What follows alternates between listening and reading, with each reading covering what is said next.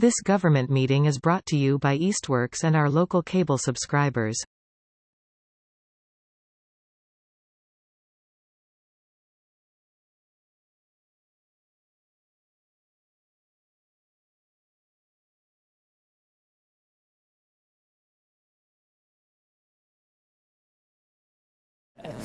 Okay, I'm going to call to order the meeting of the Southampton Select Board for August. Hello.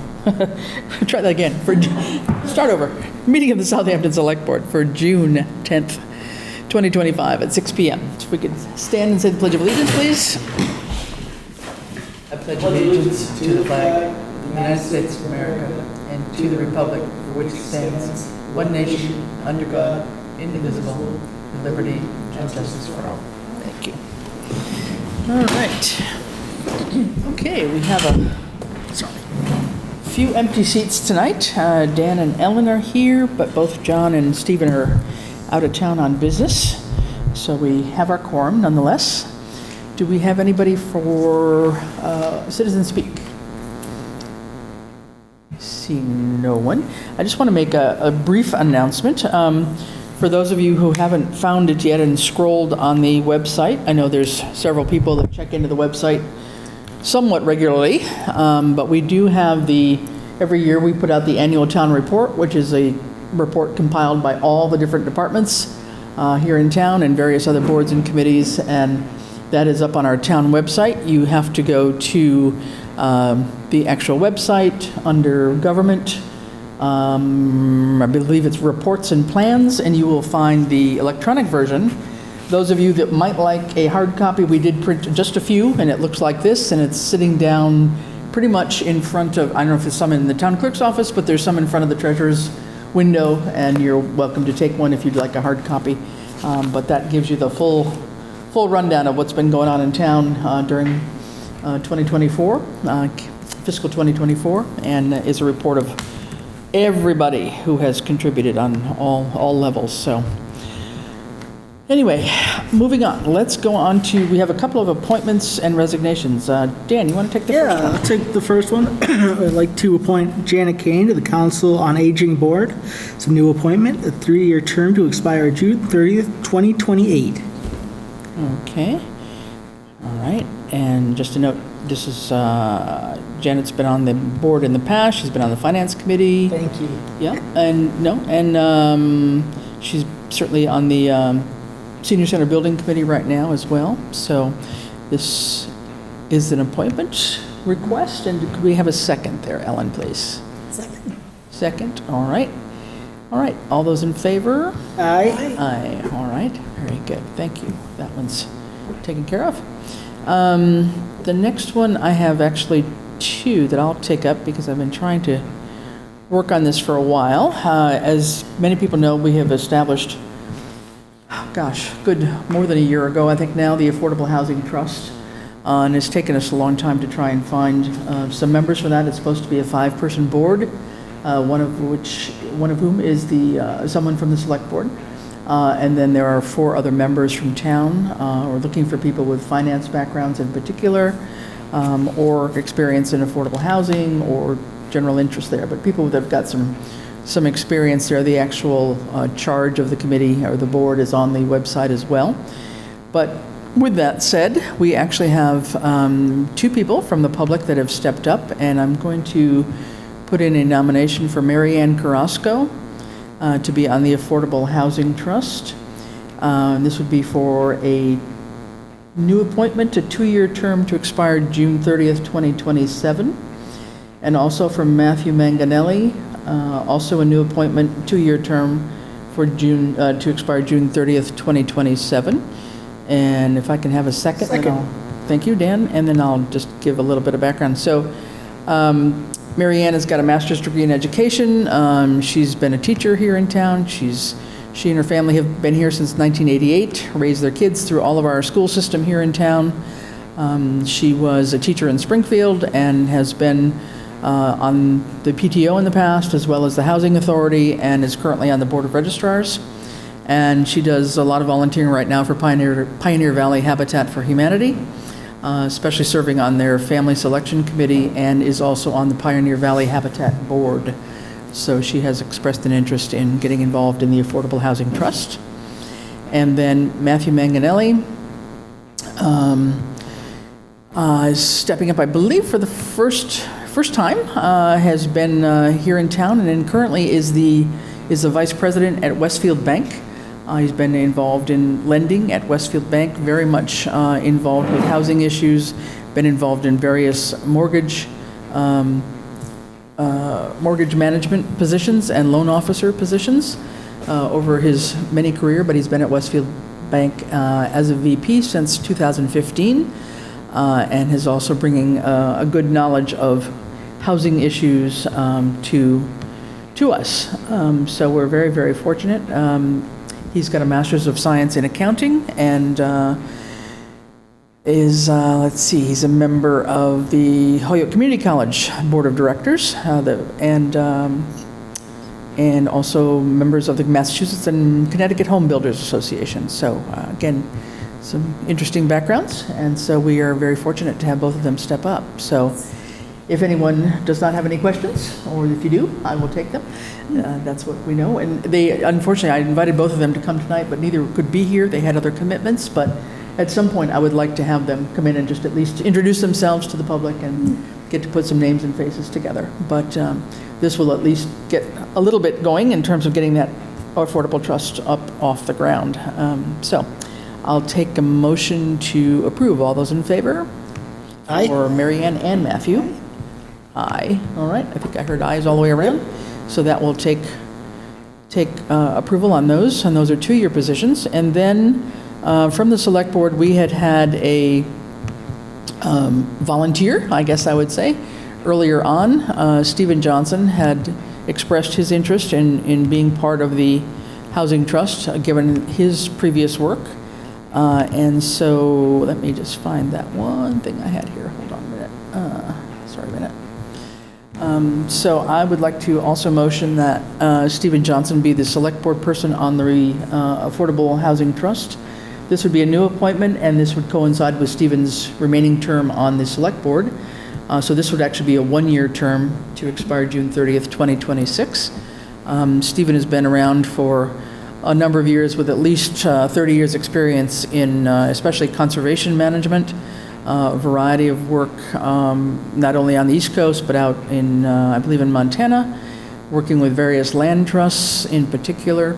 He's been involved in a wide variety of land use conservation strategy and planning issues, and I think would bring a lot to the table. Definitely somebody who's got more experience in some of these areas than I know myself and a couple of others, but he at one point was president of the North American Land Trust back in 2015 and 2019, so 4 years there, and has been involved with various other companies that have been involved in land management and conservation. So we will make a motion for Stephen to join this Affordable Housing Trust as the Select Board person. Second.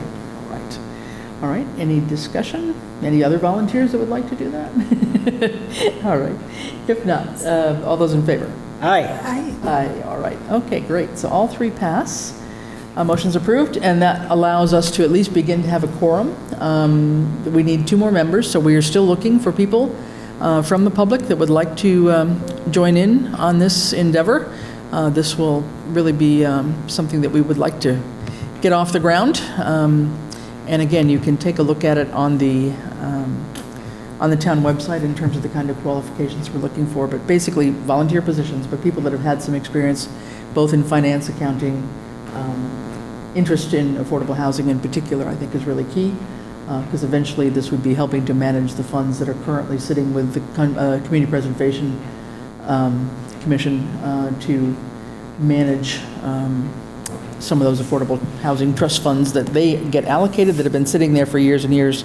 And this would allow us to buy properties for affordable housing or upgrade properties or renovate properties and all sorts of kinds of things. So there's lots of big decisions and a lot of important work to be done. So we're really excited to be able to get this launched, and I'm sure it'll take them a few minutes to get themselves together in terms of how to get the trust really organized and up and running, but at least we've got a quorum, so that's great to start. Okay, so no other appointments or resignations. Scott, how about the town administrator report? A couple of things are happening. So I included in the pack of the FY23 draft audit by CBiz/Markham. It's a little bit different format than what we're used to. It's going to take a little bit of time to actually go through it. And it is, I emphasize it as a draft. It hasn't gone through the quality controls.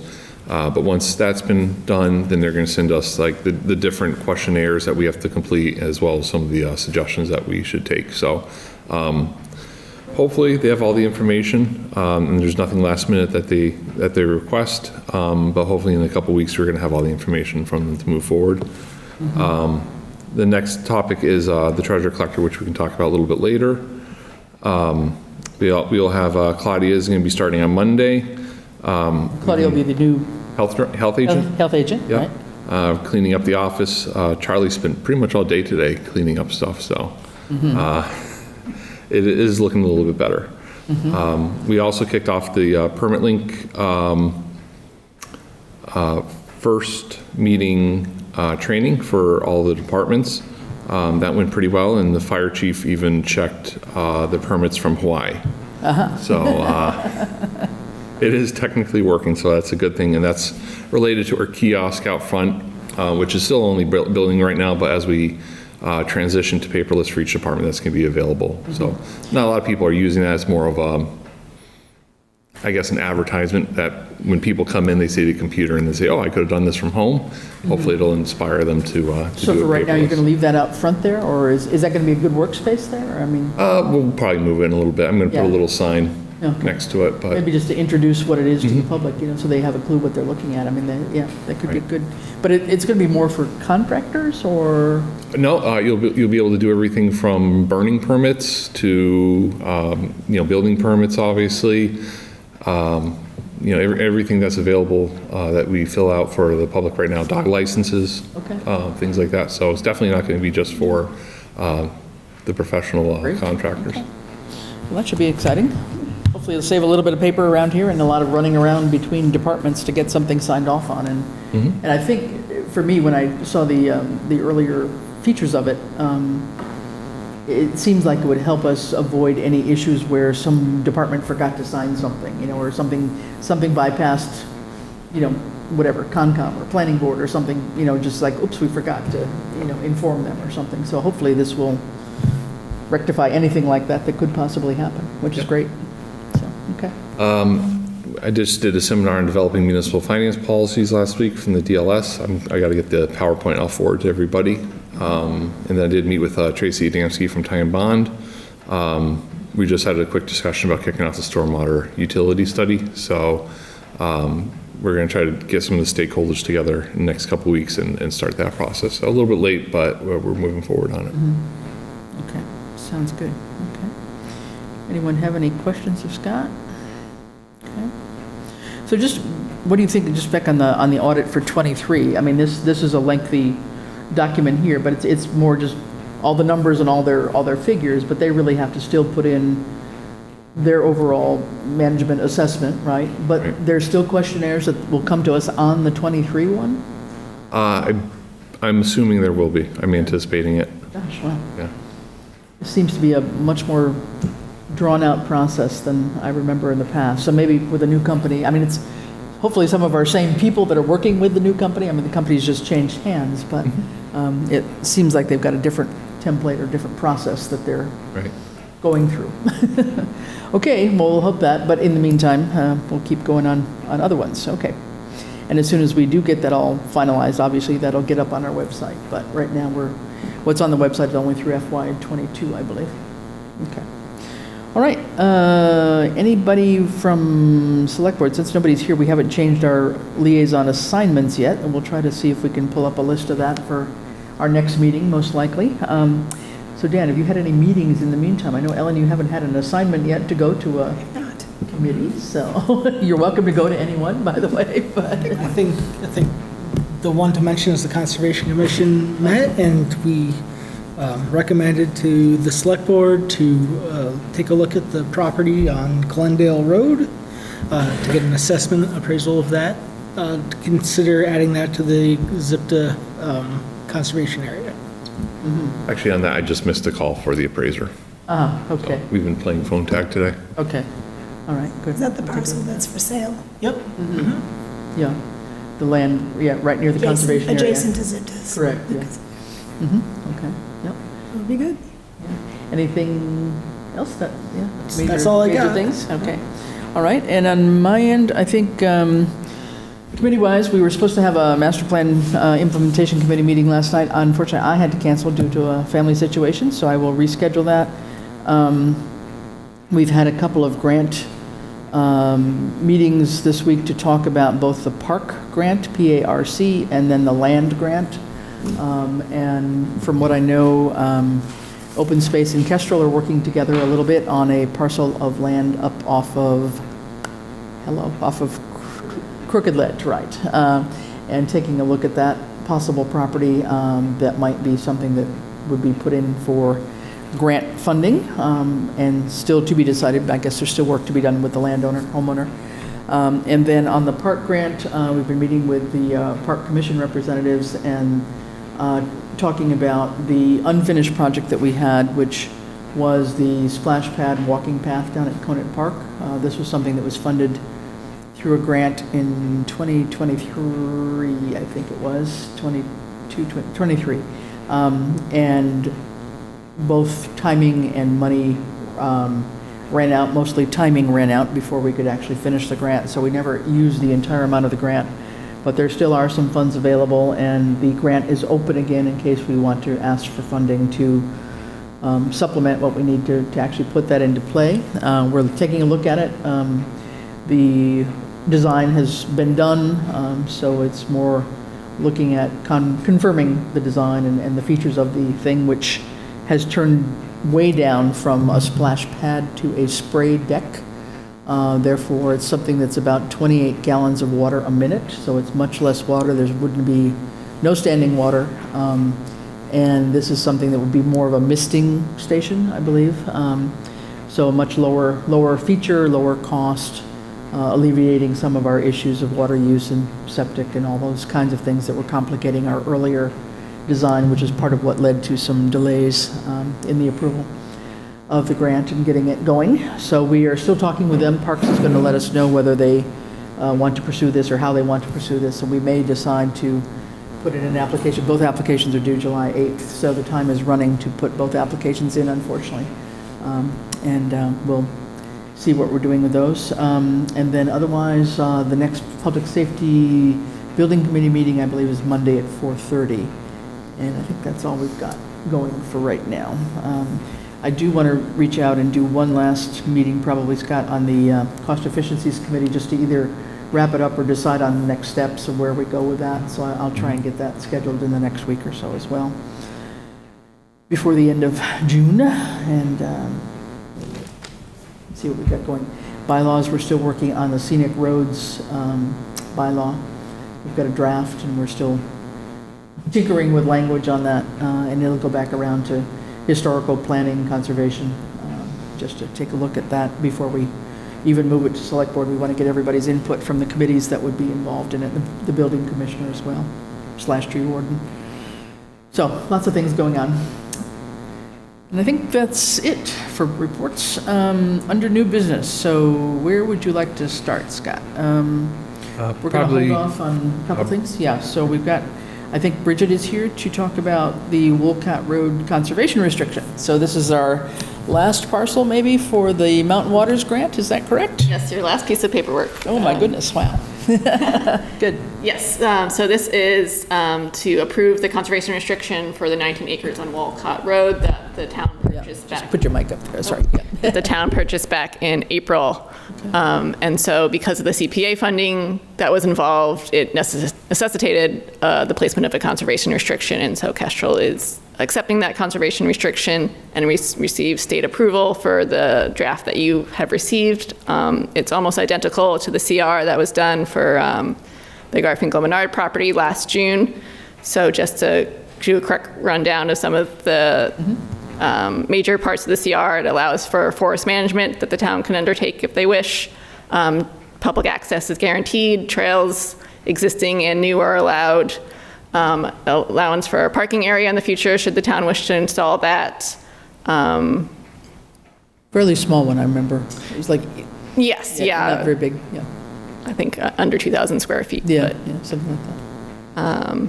and then, protecting wildlife habitats. It's one of the main things in the bio corridor, is it? Yes, yeah. So it has that biomap core habitat layer, which is one of the key features that allowed us to get the grant funding for that particular parcel. Good, yeah. Yeah, and I think we were looking at the baseline documents, or trying to corral those, so I hadn't fully seen all that, so I will definitely look at the baseline just to have it in our files, too. But- Absolutely, yes. And But I the think, conservation restriction is what we need to bite off on anyway, yeah. yeah, and the Conservation Commission will be looking at that and approving it next week as well. And I think the Conservation Commission has also requested that Scott be the one to sign off on the baselines when he's ready for that. Perfect, okay. So then, has Concom signed off on the CR yet, or we're? Not yet, we're no. the It's first scheduled ones? for their upcoming Their next one, okay. So we're the 16th. first ones to sign off? Yes. Okay, super, all right. Has everybody had a chance to kind of browse through it and see what's there? It's pretty standard language, I think, for the most part. And it allows still some work to be done for the area to be accessible, which I think is great. And like you said, some parking so people can get in there and hike around a bit, but there may be a few trails, but there might be some trails that need to be developed as well and so forth. And so this will really be, Kestrel's holding the CR, but Concom will really be managing it. I mean, Correct. Yes. So we'll monitor annually, but it's up to the town to manage and make big decisions on how the land's used. Got it, okay, all right. All right, would somebody like to make a motion to accept our signing of the conservation restriction for Wolcott Road? Make that motion. All right, Second. okay, motion by Ellen, second by Dan. Any further discussion, questions for Bridget while she's here? So this is our very last one of the Mountain Waters project right now? It is, yes. So the two CRs I presented last week are due to close soon, so I'll be reaching out to Scott about the CPA funding that'll go towards those. And then we'll be doing our grant reporting and getting reimbursements and all that. So everything will be basically done by the deadline, which was Yes. going to be July 1st or something, right? Yes. Is that it? Yeah, okay. Yep. And is there any kind of future Mountain Waters coming? Yes, we hope to, leverage what we've done already and keep it going. I don't know if it will be another landscape partnership project, but certainly at least, some other landowners have expressed interest. And there are a few parcels that we intended to have under this grant that just didn't work out timing-wise, that hopefully we can find future funding for. Okay, sounds good. All right, well, we have a motion and a second, so all those in favor? Aye. Aye, all right, thank you. Motion is approved, and we have the document. I don't, is this a notarized one, or? This is a notarized one. Works out. Over here if we need it. Yeah, we can pass it around. I have the signature page here. You got it? Okay. Yeah, go ahead and give that to him. This is the Conservation Committee. We've got the signature page here. Got it. We got Oh, one. you got one? Okay. Super.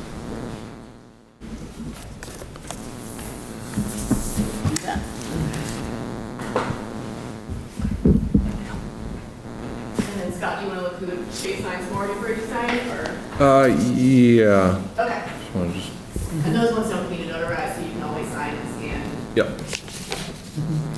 And is that the baseline for this one, or the others as well? All too? three. Okay, all right.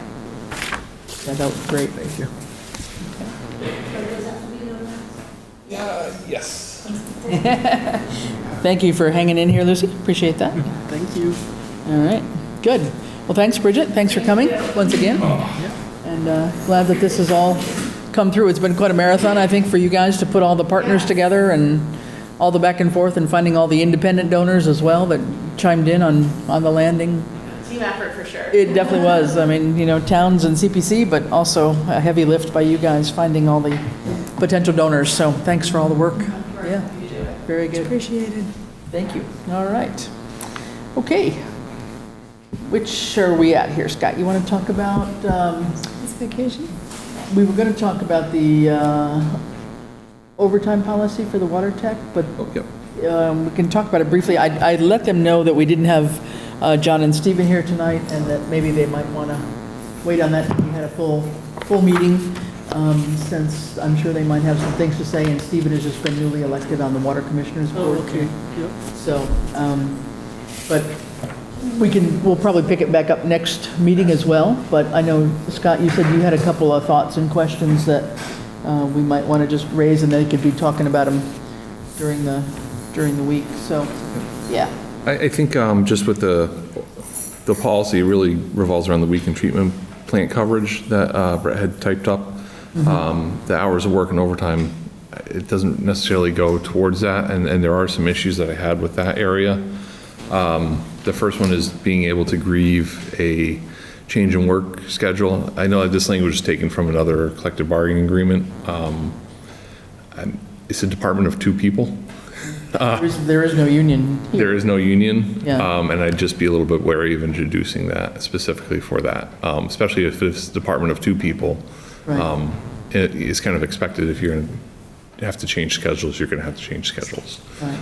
So you would suggest that maybe that sentence goes away? Is that what you're? I would probably say just that first couple paragraphs aren't really needed. The other one is the vacation time, holiday time, and paid personal time being used towards the counting of overtime pay.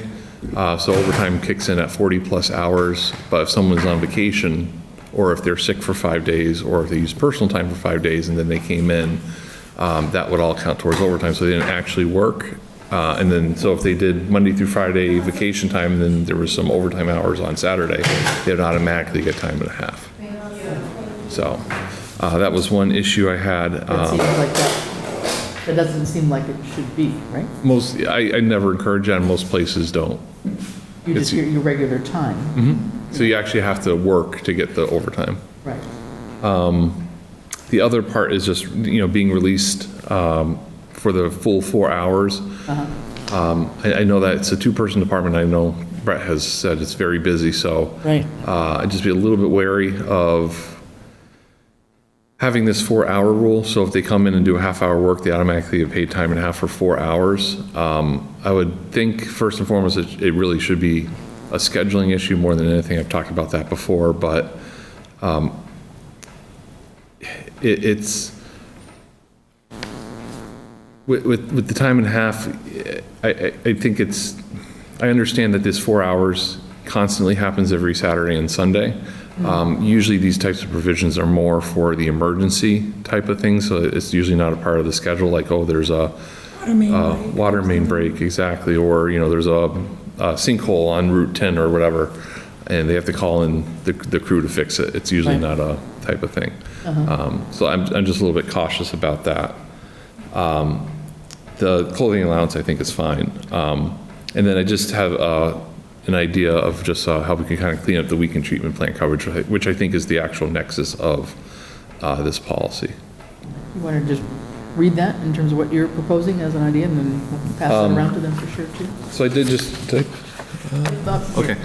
So I did just clarify that it's a licensed non-salaried employee that's qualified to run the T1 system. I'm not sure if that's the T1 is the appropriate language or what the class is.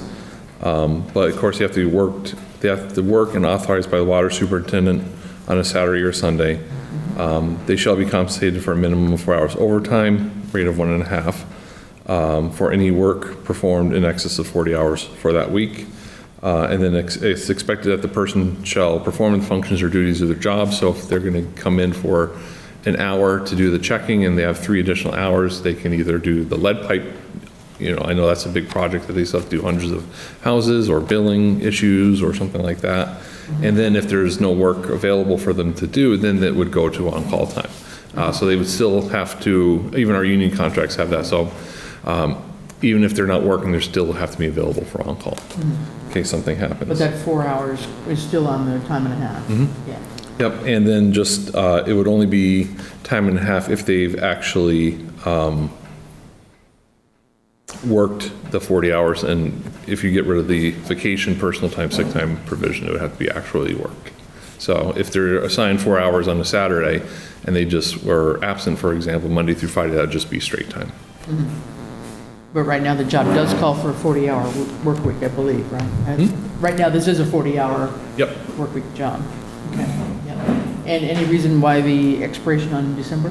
Hopefully I want to just review it and make sure it's something, and hopefully by that time they'll have another person within the department. So I just don't want that new person now to have an automatic 4 hours as well. So I think it's a matter of scheduling. So if they could schedule a new person Tuesday through Saturday and another person Sunday through Thursday or something like that, they could overcome this.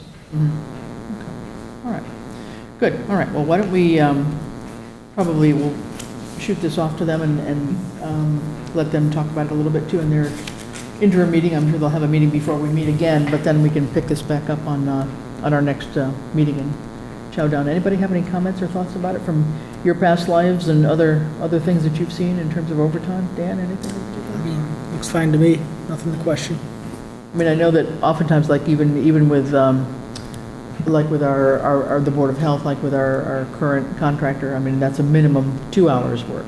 You know, whether he spends 2 hours or 20 minutes, right? So I mean, the idea of having a minimum number of hours is not unusual. It's just checking about that work week prior to doing that overtime, I guess, is what seems a little bit. It's fairly standard too, is it not? Sorry? It's fairly standard too, if it's not, is it not? You need to work in order to make overtime. Yes. Not on vacation. Correct, not yeah, on sick yeah. time. And they do have, I mean, the water department is a bit, is just different because they have to do these required DEP reports on the well, on the weekends, you know, it's on a daily monitoring kind of basis. But I think there could be some possible scheduling, and maybe that'll be easier when another person comes in, but we can certainly accommodate something here at the moment, but we'll pick it up at our next meeting as well. Good, all right, well, thanks for that. We'll make sure that gets on the agenda again.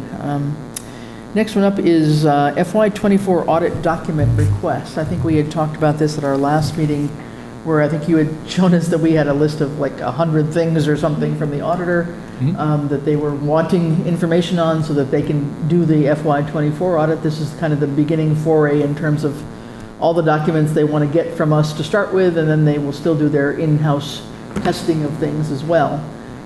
So we had asked that this be a standard thing on the agenda for every meeting, so we had a sense of how well we were responding to their checklist here, getting them the documents they need so that they can begin and get the work done, so that we can get the audit for 24 done and get all of our books closed at a much better timing than we've had in the last couple of years. So if you would fill us in what those wonderful yellow things are that we can barely see, but go ahead. Sorry. So the assessor, so I've sent this out to the treasurer, collector, the assessor, and the town accountant as well. So the assessor is almost done. He's uploaded everything so far. So there's only just 2 more things that he has to provide, which isn't a major issue. So the assessor should be almost done. Skipping to the accountant, and some of these that I need to do. The ones I highlight in yellow are the ones I'm going to have to do, like the IT questionnaire, things like that, town meeting votes. That's easy to get. So that's the non-financial stuff. So I should have those in a couple weeks. Bradley should have a good portion of these in the next couple of days as well. I have to have him just push him a little bit more to fill out the rest of the stuff. But he does have some good deadlines, and hopefully This would be like the revenue reports, and which ones are Bradley's would be? Bradley's are The general ledger. way up here. Yes. Let's see. The second group. It's not the best way to do it. And then it goes down to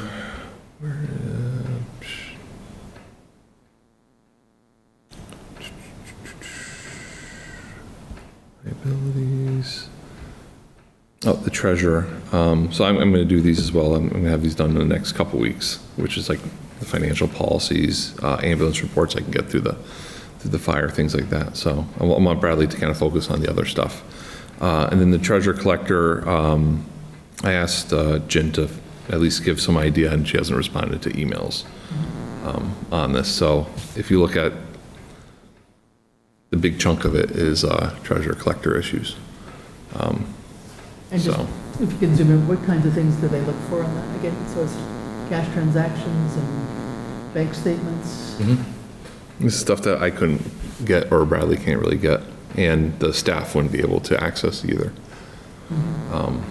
Cash books, financial statements, bank statements, tax title issues, bond rating, collector's bank account statements, things like that. That's all exclusive to the treasurer collector. So. Okay, so we're gonna, did they give us like a deadline by when they wanted all this stuff? I'm forgetting. Last year? No. They've just gotten going on this, I On know. the 23, I know they're just Yeah. finishing up with 23. No, but I mean, I think we have our self-imposed deadlines. Right, Because we want to try to get this done at least during the summer and get them all the information so that we can tackle 25 once everything's been consolidated in October, November, and get back onto the audit schedule. yeah. So we'll have some time until 25 because we'll have to close out the books and get everything done. That'll probably happen in November. Right. But we want to get our paperwork in the fall this year rather than waiting forever in terms of our free cash and all those kinds of requests that we, The good, well, I mean, not the good thing, but, I guess it's kind of good. This is 24, so everything, it's just a matter of finding the paperwork and submitting it. So everything, most of it should be completed. Is it reasonable to ask the people who have to provide this to provide it over the next 2 weeks? Bradley's going to need a little bit more time. I think I asked him to put a reasonable amount of time for those, like the 13th. He should be able to get those in by Friday. Is Friday the 13th? it is actually. Oh, okay. Friday the 13th, yeah. Hopefully he can get that. I can do this stuff in probably before June 27th. That's not a real problem. And then I just got to ask him just to update some of the other stuff, but I think he's doing it section by section. Okay. And you wanted Jen to give some dates as to when she could get her part in, or? Okay. And we don't know that yet? Okay. Nope. All right. All right. So, and none of this, I mean, we know that she's, theoretically anyway, we think she started another job? She did. Yeah, Yeah. she's listed on the website. Okay. So I'm guessing from what you just said that hardly any of this is accessible by her deputy, by, Right. yeah, okay. So we definitely need her to commit to doing some work with us to get this paperwork in and just be part of the transition and handover kind of work, right? Right. I did meet with Jen and the staff on kind of going into the next item. Last week, just talked about transition. The staff is very good. Staff is very competent. I think that they can do, keep at least the basic things going. The more advanced stuff like tax title, borrowing, things like that, that won't be able to be completed. And that's where some of the main issues come from. I know Angie's going to be able to do payroll, and Ann's going to be able to get up the collection, for taxes and the water bills. So that's one issue. I am a little concerned about them getting overwhelmed because now they're down the staff person. So Jen has not submitted a resignation letter, and as an elected official, she doesn't need to resign. Until she resigns, she is getting her full salary as well. I expected, maybe a week or two of transition. Of course, this was about a month ago. I have talked to different people, different organizations about getting in some temporary help. So if and when she does resign, the biggest problem though is I can't do anything until we actually have a resignation date. So I can't secure any services from either an individual or a firm until I can say, okay, well, we need you for July 14th, or we need you for June, or whatever. Right. And we had heard at one point June 30th, I thought, but. She said June 30th, But we but don't there's have it in writing, nothing. and that's what I've we sent need to- several emails, several requests. I've talked to her. Until we actually have that piece of paper submitted to the clerk, there's nothing that we can do. So it could be, if it's true that she does resign on June 30th, and she actually does resign on June 30th, then that would lead us for, a gap of not only the month that we've lost in June, but going forward, no one's going to come in the next day. So we'll be down a person in the office, and it's just not a tenable situation, especially during the closeout of the fiscal year. Sure, in the beginning of a new one. And just remind me, because we had said that we voted to put John in as a temporary oversight person for a period of 30 to 60 days maximum. So even that can't happen until we have that resignation. No, and unfortunately, there's no, she did receive a ruling from the ethics, and I already knew this, but yeah, she absolutely can ethically. She can legally serve as treasurer for two different communities as long as that does not overlap. so she can't do Southampton stuff for Whately and vice versa. As an elected and appointed, so she's appointed in Whately, she's elected here. So there's no, she doesn't have to come into work, she doesn't have to perform her duties, that's part of being an elected official. And if she were to come in after hours, assuming, she's putting in her full day elsewhere, but then could come in and work from 5 to 7 a couple of nights a week or something, she'd need to just at least let you know that that would be happening, or...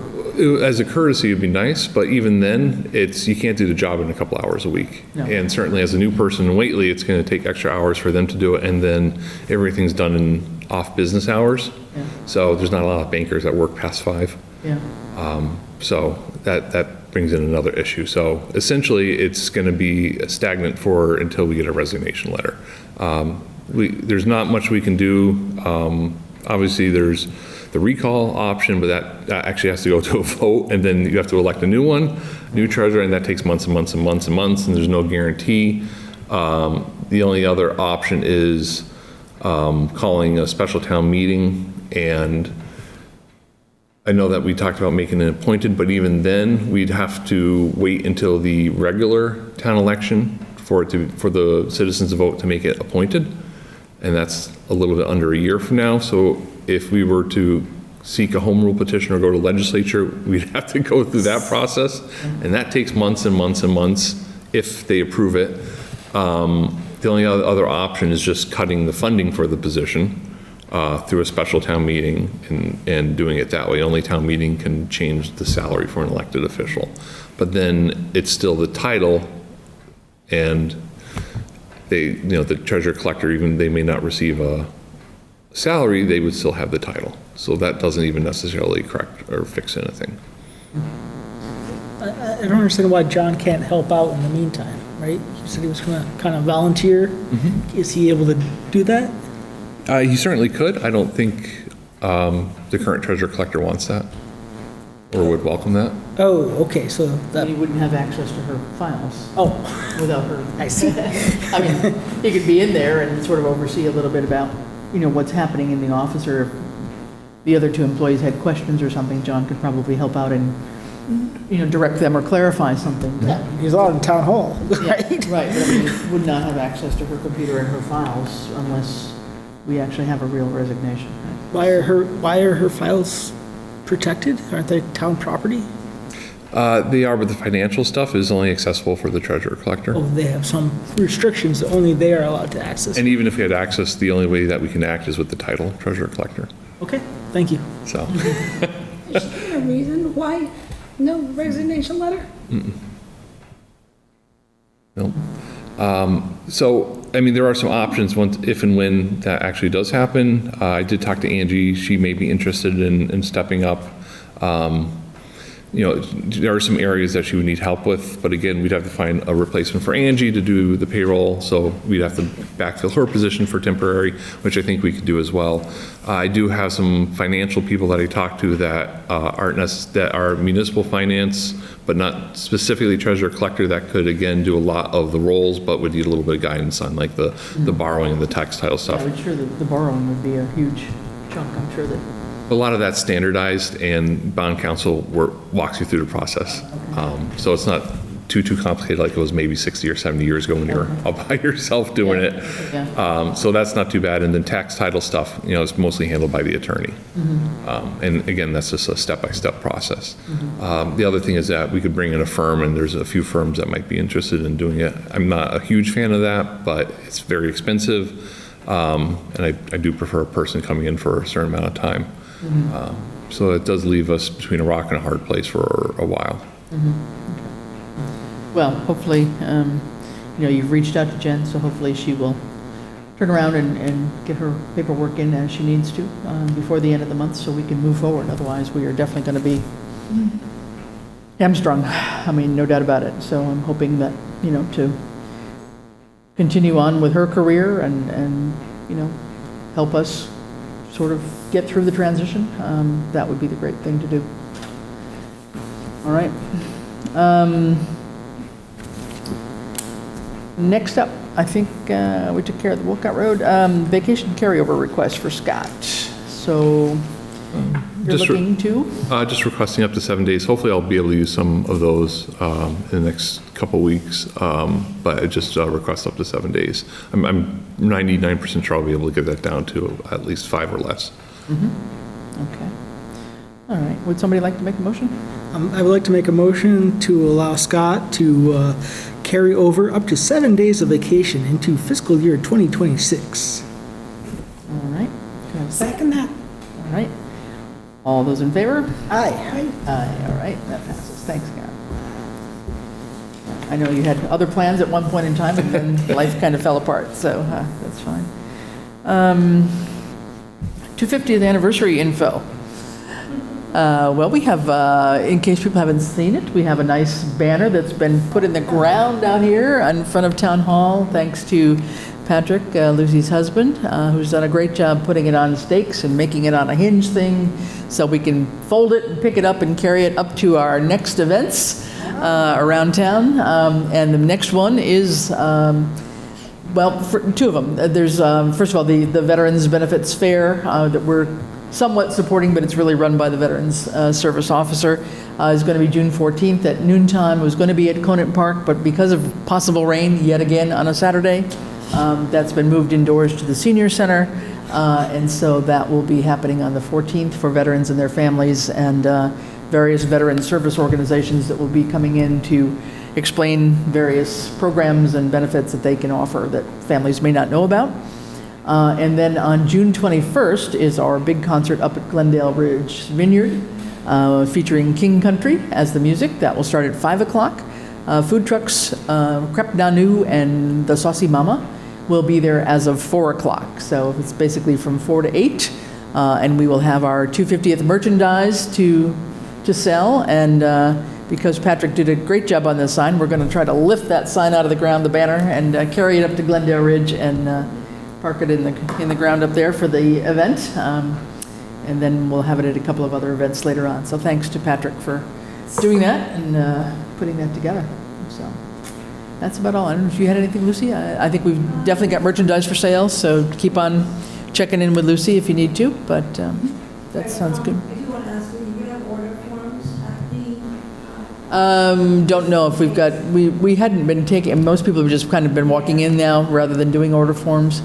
I kind of think probably not. We may just make a list if we, if we don't have something people want. I mean, we have all the extra sizes of T-shirts. Yeah. We have a lot of gray T-shirts. Okay, yeah, so we do have a lot of The the, only thing we're missing is the ornaments, but hopefully they'll come in. Yeah. And then one order, then we can just... okay, well, we can talk about that, but we will have the T-shirts, the wine glasses, the pint glasses, and whatever else, the mugs, the bags. So we're doing fairly well, so we're getting there. Okay, any other business that can't wait? Are we really at that point? Yeah, you got anything? No, you're good? Okay. Anybody got anything? Feels like there ought to be something that we have that we are missing here, but I don't know. It's too easy. Yeah. I guess not offhand. We're going to be doing some probably some union negotiations at some point. Scott's got the police union and highway union folks, and so that will be happening at some point when they're ready to talk about that, and that will be in an executive session. So we may have an exec session coming up. I guess our next meeting, though, is going to be, that was it, on June... 16th at 6 o'clock. It'll be a Zoom meeting. Yeah. And I'm going to try to send out the capital. Bradley just finished up today, the capital, not capital request, the transfer requests from all the departments. So there's a few big ones in there. Norris School Health Insurance, and then a lot of just the regular traditional ones. So it'd be a combination Zoom meeting with Finance Committee and... Select Board. Okay. And just a Zoom at what time? On 6 6 o'clock? o'clock. On the 16th, okay. So that will actually be our very next meeting, and then our regular meeting is going to be on June 24th. But other than that, we have one license and permit. Oh, yeah.